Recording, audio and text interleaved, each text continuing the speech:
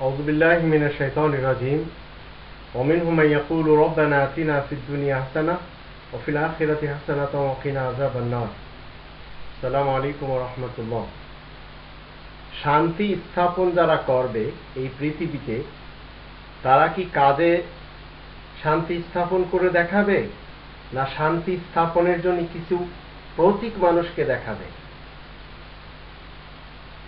শান্তি স্থাপনের জন্য বিশেষ কিছু প্রতীকের আদৌ প্রয়োজন নেই। এই পৃথিবীর ব্যাপারে আল্লাহ রাব্বুল আলামিন ৭৯ নম্বর সূরা নাজিয়াত এর ৩০ নম্বর আয়াতে বলছেন, ওয়াল আরদা বা'দা যালিকা দাহাহা, এই পৃথিবীকে ডিম্বাকৃতিতে আল্লাহ সৃষ্টি করেছেন। আমরা উট পাখির ডিম যারা দেখেছি, এই উট পাখির ডিমের মতো বর্তুল আকারে এই ডিম্বাকৃতিতে সৃষ্টি করেছেন পৃথিবীকে। আর পৃথিবীর যাবতীয় সব কিছুকে আল্লাহ মানুষের জন্য সৃষ্টি করেছেন। ২ নম্বর সূরা আল বাকারার ২৯ নম্বর আয়াতে আল্লাহ বলছেন, হুয়াল্লাযী খালাকা লাকুম মা ফিল আরদি জামিয়া, তিনি বলছেন যে যা কিছু এই পৃথিবীতে রয়েছে সবই মানুষের জন্য আল্লাহ সৃষ্টি করেছেন, তোমাদের জন্য সৃষ্টি করেছেন।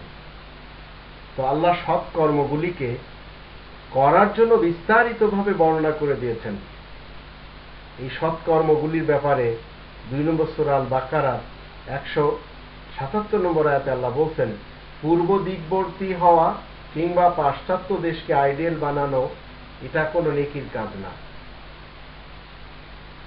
নেকির কাজ হলো আল্লাহকে বিশ্বাস করতে হবে, সামনে যে দিনটি আসছে, বিশেষ যে দিনটি, সেই দিনটির উপরে বিশ্বাস করতে হবে, যাকে আমরা পরকাল বলি। ভূপৃষ্ঠের শক্তিসমূহ, মালাইকা, সেসব বিশ্বাস করতে হবে। বিশেষ খবরদাতা ২০ জন নবীদেরকে বিশ্বাস করতে হবে।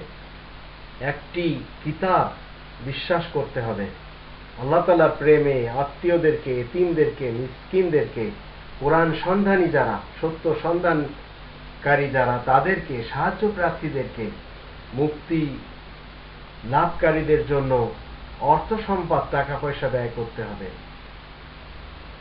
মাল দৌলত দিয়ে দিতে হবে। সালাত কায়েম করতে হবে, পাশাপাশি পবিত্রতার সকল দিকগুলি অর্জন করতে হবে যাকাতের মাধ্যম দিয়ে। অঙ্গীকার পালন করতে হবে, ধৈর্য ধরতে হবে। আর যখন কোনো মুসিবত এসে পড়ে অথবা কোনো সমস্যা এসে পড়ে, তখন ধৈর্যের সাথে প্রতিরোধ করতে হবে। এই সকল কর্মকাণ্ডগুলি পৃথিবীতে করতে পারলে সে একজন খাঁটি সত্যবাদী হবে এবং মুত্তাকিন হতে পারবে। অন্যথায় যারা করতে পারছে না তারা নরকময় জীবনে থাকছে, আর তাদের কোনো শান্তির প্রতীক কাজে আসছে না। তো শান্তির প্রতীক নিয়ে আপনি যদি হাতে অস্ত্র নেন, এক হাতে শান্তির প্রতীক অথবা মুখে শান্তির কথা আর হাতে অস্ত্র যদি আপনি নেন, তাহলে আপনি মূলত অশান্তি সৃষ্টিকারী। তাই তো এখানে কোরআনে আল্লাহ তাআলা বলছেন, আমরা যদি ২ নম্বর সূরা আল বাকারাতে দেখি, এখানে আমরা দেখতে পাই আল্লাহ বলছেন ১১ এবং ১২ নম্বর আয়াতে সূরা বাকারা, ওয়াইযা কিলা লাহুম লা তুফসিদু ফিল আরদ ক্বালু ইন্নামা নাহনু মুসলিহুন, যখন মানুষকে বলা হয় তোমরা পৃথিবীতে অশান্তি সৃষ্টি করো না, তখন তারা বলে আমরা তো সংশোধন করতে চাই, আমরা তো শান্তি স্থাপনকারী। তো আল্লাহ বলছেন, আলা ইন্নাহুম হুমুল মুফসিদুন ওয়ালাকিন লা ইয়াশউরুন, তোমরা জেনে রাখো এরা সকলেই ফাসাদ সৃষ্টিকারী, কিন্তু তারা সেটা বুঝতে চায় না। এটা ইউনাইটেড নেশন বলেন, রেড ক্রস বলেন, রেড ক্রেসেন্ট বলেন, অথবা রেড মর্গান ডেভিড যে স্টার এটা বলেন, এই টাইপের যারা আমরা আরব লীগ বলেন, এরা কেউ শুধু শান্তির কথা বলে যাচ্ছে, কিন্তু মূলত করার সময় এরা হাতে অস্ত্র নিচ্ছে। ইসরায়েল যখন যখন শান্তির কথা বলছে তখন তখন তারা ফিলিস্তিনিদের উপরে হামলা করছে। তো শান্তির মাধ্যম দিয়ে যদি আপনি অস্ত্র চালান, সেখানে অশান্তি হবে। শান্তির প্রতীক নিয়ে যদি আপনি কথা বলেন, তাহলে সেটা অন্যায় হবে যতক্ষণ পর্যন্ত আপনি শান্তির কাজ করছেন না।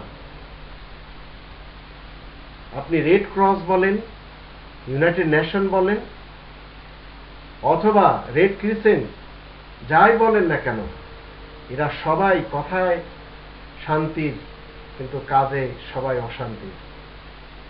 তো শান্তি স্থাপন করার জন্য বিশেষ কোনো প্রতীক লাগে না, বিশেষ একটি গ্রন্থ মতে চললেই শান্তি এসে যায় পৃথিবীতে।